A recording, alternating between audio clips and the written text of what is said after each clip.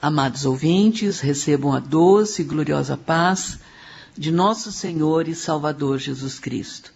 Quem tem o prazer de cumprimentá-los nessa tarde são suas irmãs Maria Cláudia e Rosa Tenório.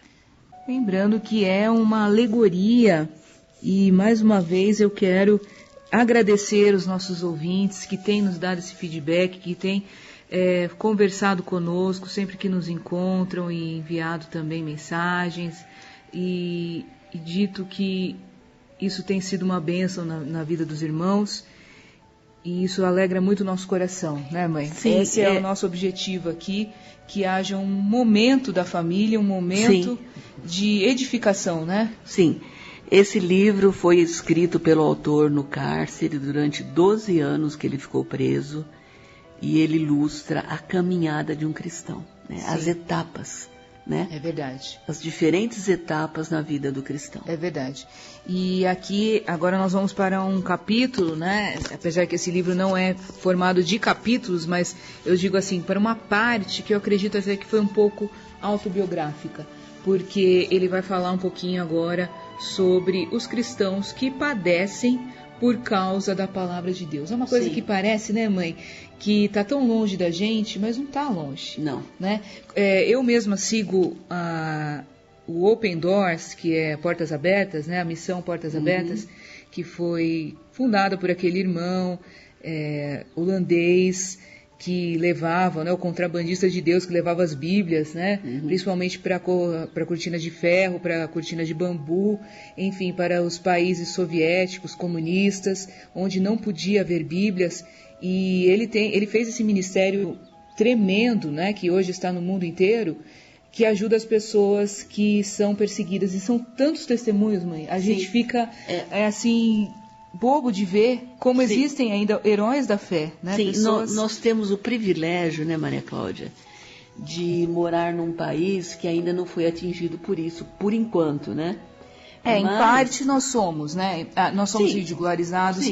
Existem determinadas questões doutrinárias que não podem mais ser ensinadas. Já existem pastores que estão sendo, não é, processados. Mas não temos risco de morte por isso. É verdade. Ao contrário desses países em que as pessoas ainda morrem pelo Evangelho. Sim, é verdade. Né? Eu cheguei a ver até o testemunho, mãe, de uma pessoa que mora na Índia, e o lugar onde ela foi, além de ela ser totalmente atacada fisicamente, né, 2 vezes, quebraram tudo que tinha na casa dela, ela com um nenê pequeno. Eles foram para o hospital. O hospital tinha as pessoas que fizeram aquilo tinha conexões com o hospital e com a polícia.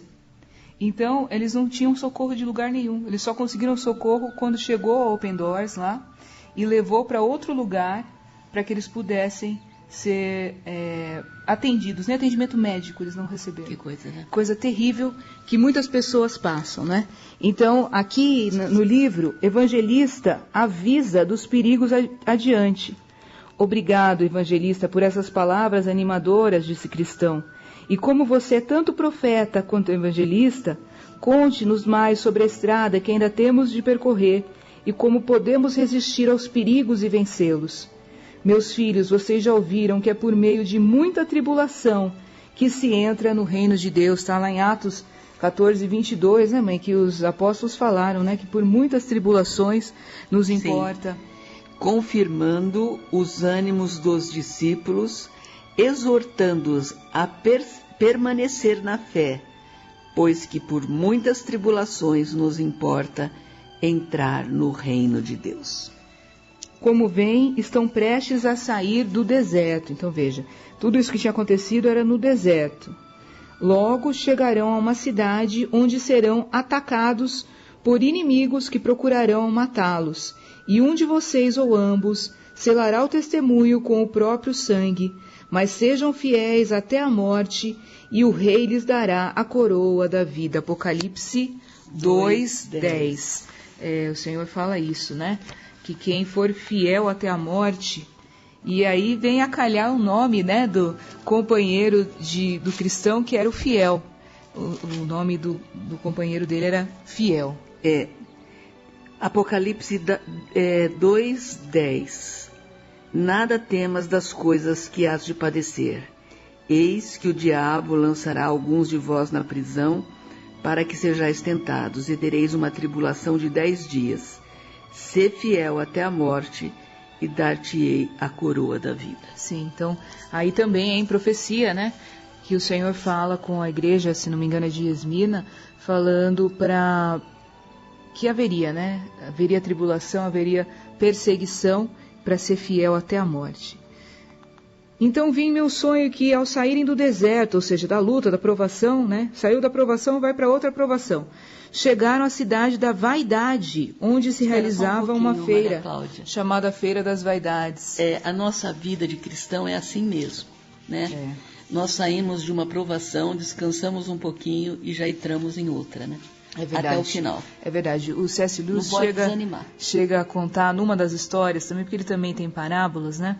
Mas são para crianças, mais voltados para criança, mas também são parábolas. E ele fala lá num dos personagens que a recompensa de uma boa ação é você ter que passar por outra luta, né? A recompensa de vencer uma luta é você passar por outra luta, porque você está passando para o próximo nível. Sim. Né? A Feira das Vaidades não é um negócio novo. Há muito tempo, Belzebu, Apolion e Legião, ou seja, os nomes do diabo, né? Viram que os peregrinos que rumavam para a cidade celestial precisavam passar por aquela cidade e resolveram instituir uma feira permanente na qual se vendessem vaidades com honras mundanas e deleites carnais. Então aqui está falando de duas coisas, dois aspectos da vaidade, né? A honra mundana, né? E os deleites, os prazeres do mundo, né? Não é simplesmente a questão da vaidade no sentido de que a nossa vida é uma vida breve, né? Não, é outro sentido, o sentido pecaminoso da vaidade. Porque tem dois sentidos vaidade na Bíblia, né? Tem o sentido que está em Eclesiastes, a vaidade da vida, ou seja, a brevidade da vida, que a vida é passageira, e tem o sentido de vaidade mesmo, né? A vaidade pecaminosa. É verdade. O orgulho e também a parte dos prazeres, né? Sim. Que são vãos, né? Que passam, né? São passageiros. Quando os dois peregrinos aproximaram-se da feira, o povo se agitou, formando-se logo um alvoroço.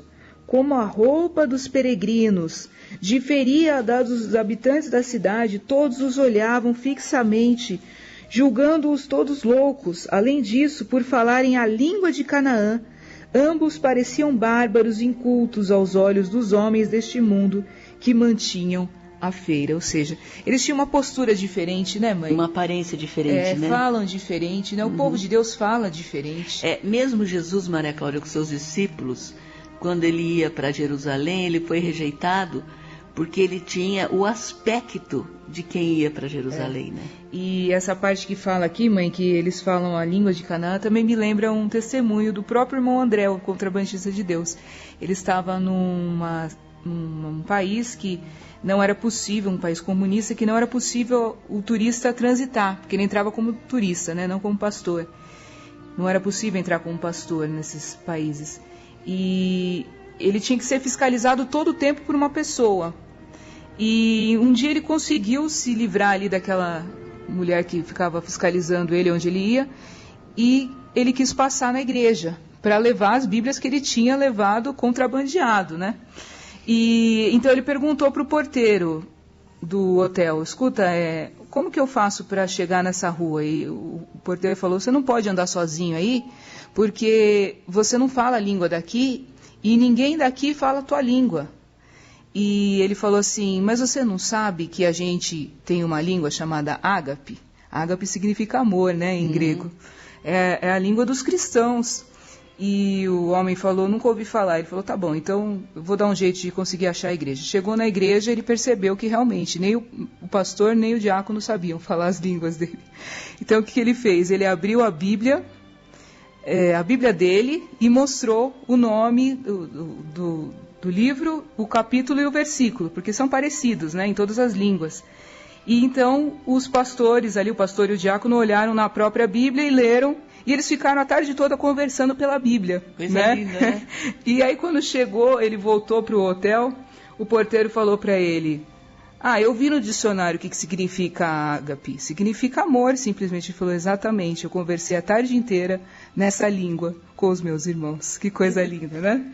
Então, o cristão fala diferente, o cristão fala da Bíblia, o cristão tem uma fala diferente, uma postura diferente. Fiel e cristão davam pouco valor às mercadorias oferecidas e quando os comerciantes os chamavam para comprar, tapavam os ouvidos e diziam alto: aparta os meus olhos para que não vejam a vaidade. Está em Salmo 119, versículo 37. Então esse é um clamor do cristão, do fiel, quando ele é tentado pelo maligno em relação à vaidade pecaminosa. Sim, está escrito: desvia os meus olhos de contemplarem a vaidade e vivifica-me no teu caminho. Observando o comportamento dos forasteiros, um vendedor zombava deles, dizendo: que vão comprar? Mas eles, muito sérios, responderam: nós compramos a verdade. Isso o fez desprezá-los ainda mais. Levantou-se na rua um alvoroço, tal que toda semelhança de ordem desapareceu, e a multidão começou a ofendê-los. Uns insultavam, outros zombavam, e alguns ordenavam que fossem espancados. Finalmente, a notícia chegou ao maioral da feira. Cristão e fiel foram presos e levados para interrogatório. Em resposta às perguntas, os dois disseram: somos peregrinos e estrangeiros neste mundo. Estamos a caminho da nossa pátria, a Jerusalém celeste.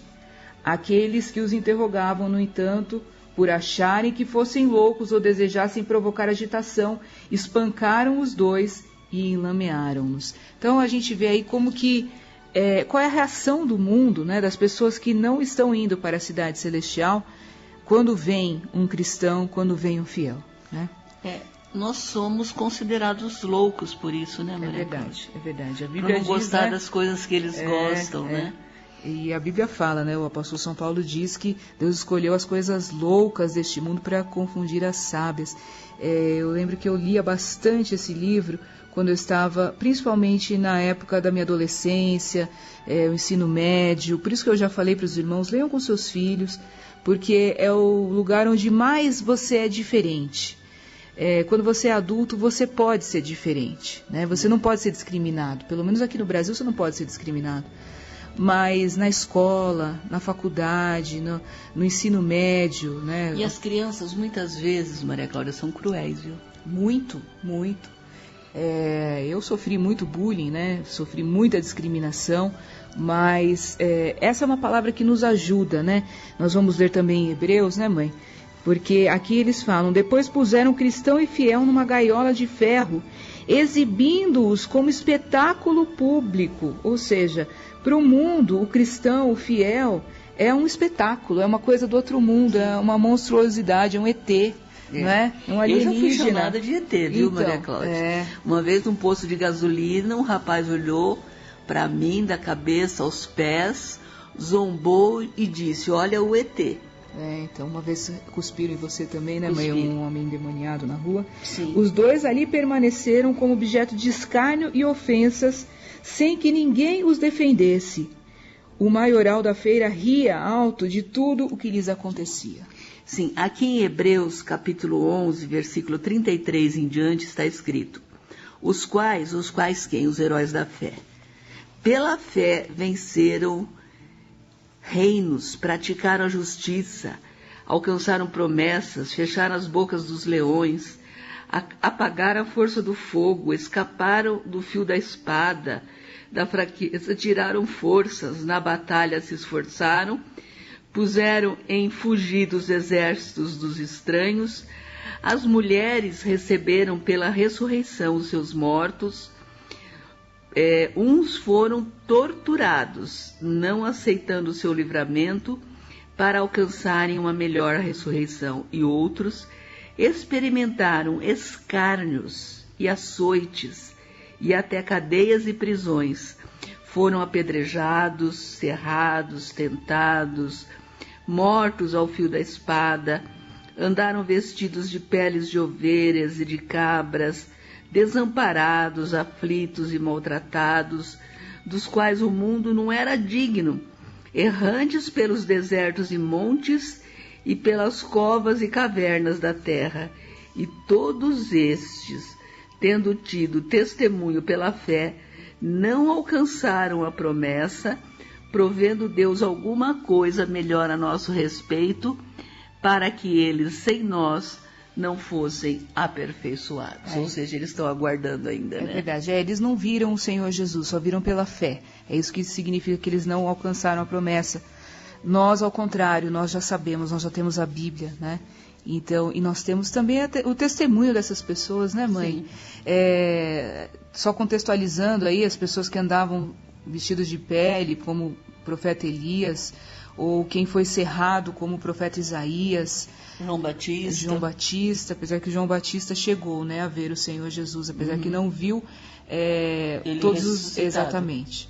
Mas ele foi também martirizado, ele foi morto porque pregou contra a imoralidade, contra o adultério, né? Que coisa, né?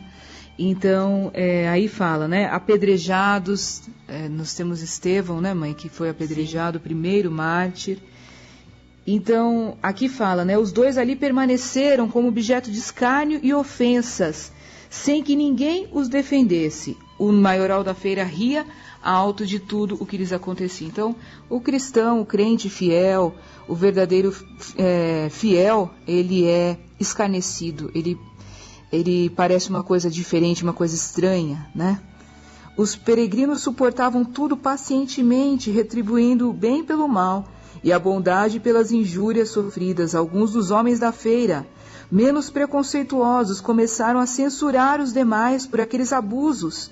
Mas estes, irados, voltaram-se contra aqueles e as partes começaram a lutar entre si. Cristão e fiel são acusados de provocar desordem, que sejam castigados com varas, falou o juiz.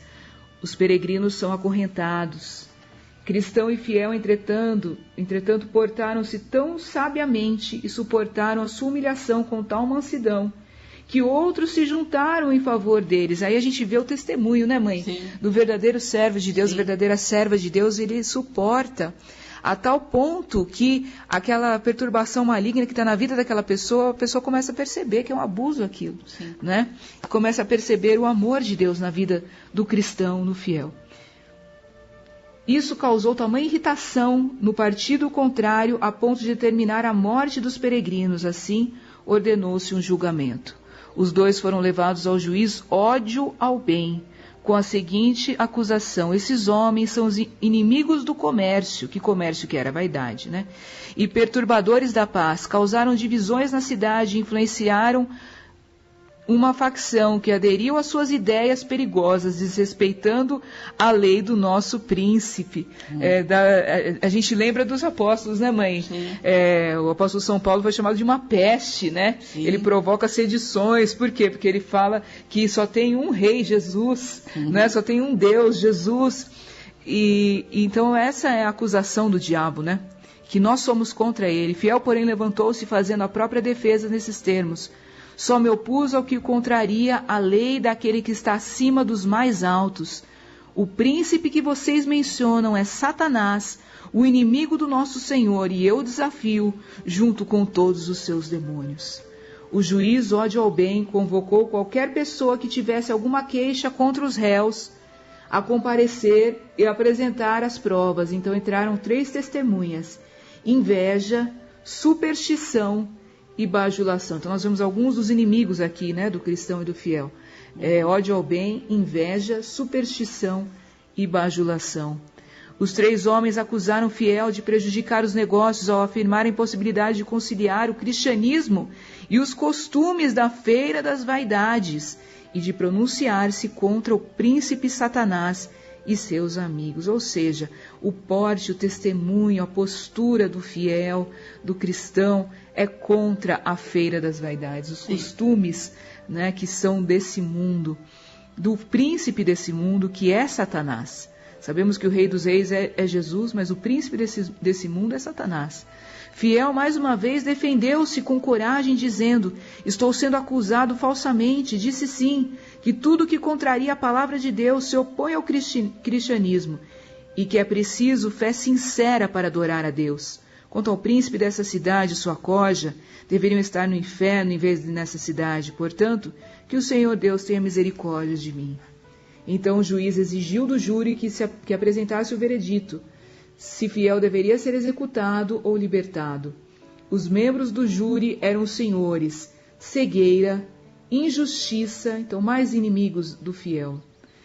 Cegueira, injustiça, lascívia, malícia, libertinagem, imprudência, pretensioso, malevolência, mentiroso, crueldade, ódio à luz e implacável.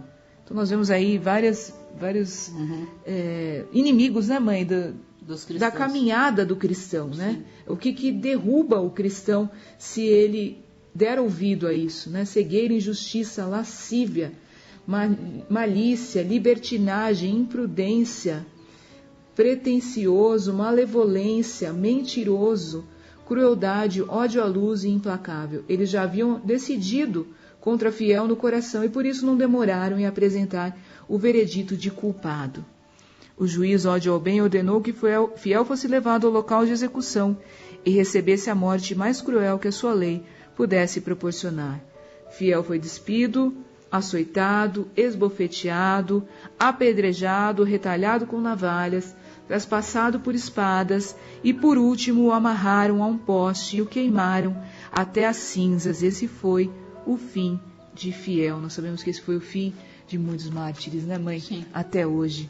Então vi em meu sonho que, embora Fiel tivesse sido cruelmente queimado no poste, no momento da sua morte foi elevado às nuvens diretamente ao portão da cidade celestial. Então nós vemos aí, né, mãe, que não é o final, né? A morte não é o final. Muita gente fica penalizado, né, com o que acontece com os mártires, mas a morte não é o final. Nós podemos ver aí, né, mãe, na passagem de Estevão, o primeiro mártir, né, como foi que ele falou, né? Ele viu o Senhor Jesus e por isso ele foi apedrejado, inclusive a mando de Saulo, né, que ainda não tinha se convertido, ainda não tinha sido transformado. Então veja... Atos 7, 54 em diante diz: e ouvindo eles isto, ele falou muito parecido com Fiel, né? Sim. E ouvindo eles isso, enfureciam-se em seus corações e rangiam os dentes contra ele. Mas ele, estando cheio do Espírito Santo, fixando os olhos no céu, viu a glória de Deus e Jesus que estava à direita de Deus. E disse: eis que vejo os céus abertos e o Filho do Homem que está em pé à mão direita de Deus. Mas eles gritaram com grande voz, taparam seus ouvidos e arremeteram unânimes contra ele, e expulsando-o da cidade o apedrejavam. E as testemunhas depuseram seus vestidos aos pés de um mancebo chamado Saulo, que é Paulo, né? E apedrejaram a Estevão, que em invocação dizia: Senhor Jesus, recebe o meu espírito. E pondo-se de joelhos, clamou com grande voz: Senhor, não lhes imputes esse pecado. E tendo dito isso, adormeceu. Ainda pediu a favor dos seus algozes. É verdade, fez como Jesus, né? Jesus falou para o Pai perdoar, porque eles não sabiam o que eles faziam. Então veja que coisa linda, que coisa maravilhosa é alguém morrer por Jesus, né, mãe? O apóstolo São Paulo falou, né, que ele escolhia isso, né? Sim. Ele escolhia a vida do martírio. Sim, o mártir, Maria Cláudia, ele não é obrigado a ser mártir. Todos os mártires, eles tiveram a chance de escolher. O próprio Paulo, né, foi avisado que ele seria morto. É verdade. E ele falou: eu estou disposto não só a sofrer, mas morrer pelo meu Senhor. É verdade, né? Porque eles consideravam uma honra muito grande. Então, você, quando passa essa luta, quando passa essa tribulação, você que pode conversar com um adolescente agora, ou você adolescente que está me ouvindo, escute o meu testemunho, não é? Eu passei por muito bullying, muita tribulação, até me bater na escola quando eu era criancinha, né, mãe? Minha mãe teve que me tirar da escola porque me batiam, porque eu só usava saia. Então, não tenho televisão, então eram várias coisas que eram muito terríveis. Eu era um ser ali que estava na jaula, né? Mas você tem a certeza que por muitas tribulações nos importa chegar ao reino de Deus, e é uma coisa maravilhosa a gente poder trilhar esse caminho e saber que a gente não está na feira da vaidade, que a gente não está com nenhum desses inimigos do bem. Não, nós estamos com os amigos de Jesus. Cristão foi levado de volta à prisão, onde permaneceu por algum tempo, mas Deus, que tem poder sobre tudo, agiu de tal modo que Cristão conseguiu escapar e prosseguir o seu caminho, mas ele não ficou só. Foi acompanhado de um homem chamado Esperançoso, que ficara comovido diante do nobre exemplo dos peregrinos. Então veja que sempre tem fruto, né, mãe? Sim. O nosso trabalho não é vão no Senhor. E sempre vem uma ajuda do céu, né? É verdade. Sempre tem, Deus envia alguém, né? Eu já contei esse testemunho aqui, não vou me prolongar mais, mas mesmo na época da minha adolescência, eu orava tanto, minha mãe orava bastante para eu ter uma amiguinha, né, mãe? E o Senhor preparou, era uma pessoa só, uma menina só, ela é minha amiga até hoje, e uma serva de Deus. Nós começamos a servir a Deus, servir a igreja, também o ministério juntas, e até hoje nós servimos ao Senhor. Então, pode ter certeza que Deus vai te ajudar, Deus vai enviar alguém para trilhar esse caminho junto com você, um verdadeiro amigo. Vamos orar agora, vamos orar principalmente pela igreja perseguida em todo o mundo, orar pelas pessoas que sofrem por amor ao Evangelho. Senhor Jesus, nós estamos na Tua presença agora, Pai. Ó Deus, nós clamamos pela igreja perseguida, nós oramos, Senhor, por aquelas pessoas que não têm para onde fugir, aquelas pessoas que não conseguem nenhum auxílio, Senhor, que o Senhor possa ser o auxílio do alto, que o Senhor possa ajudar essas pessoas, também pessoas no Brasil e em todo o mundo que estão sendo escarnecidas, que estão sendo discriminadas, que estão sendo perseguidas, crianças, adolescentes, pessoas que agora estão pensando até em desistir, Senhor. Tem misericórdia, o Senhor é o nosso melhor amigo, o Senhor é aquele que está conosco em todo momento, Senhor. Ó Deus, visita, Senhor, a cada pessoa, a cada cristão, a cada fiel, em nome de Jesus. Amém. Jesus.